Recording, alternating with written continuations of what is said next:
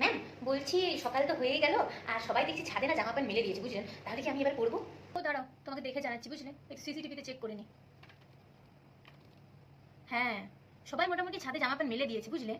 এবার না তুমি একটু বেশি করেই নামবে। ঠিক আছে ম্যাম, ঠিক আছে ম্যাম, আমি এক্ষুনি নামছি ম্যাম, এক্ষুনি নামছি।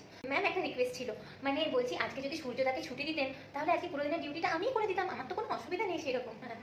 না না, তুমি আর সূর্য অল্টারনেট করে ডিউটি করবে। 5 মিনিট সূর্য আসবে, 5 মিনিট তুমি নামবে, ঠিক আছে? আমি কোনো মিস আপ চাই না। Okay ma'am. শোনো, তুমি একটু না খেয়াল রেখো, বুঝলে?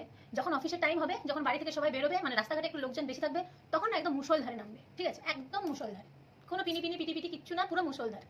হ্যাঁ ম্যাম, নিশ্চয়ই আমি মুষলধারেই নামবো। আর বলছিলাম যে এই বছর 2025-এ তুমি তো মে মাস থেকে ননস্টপ ভালোই সার্ভিসটা দিচ্ছ, তো তুমি না আর কয়েকদিন ছুটি নাও, বুঝলে? কেন ম্যাম, এরকম কেন বলছেন? আমার কি কোনো ভুল হয়ে গেছে ম্যাম? ম্যাম, আমাকে যদি ডিউটি থেকে আপনি ছুটি দিয়ে দেন তাহলে আমার ছোট ছোট শিলা বরফ কি খেয়ে বেঁচে থাকবে বলুন? আরে না না, তা না, তোমাকে ডিউটি থেকে ছাড়াচ্ছি না, মানে এই কটা দিন ছুটি নাও। পুজোতে তো তোমাকে বাধ্যবাধকতা আসতেই হবে। পুজোতে যদি ডিউটি না করো, বাবু বোনাস টোনাস দেবো না এবছর, পুজোতে কিন্তু আসতেই লাগবে। ও, আমি তো ভুলেই গেছিলাম পুজো আসছে, ওটা তো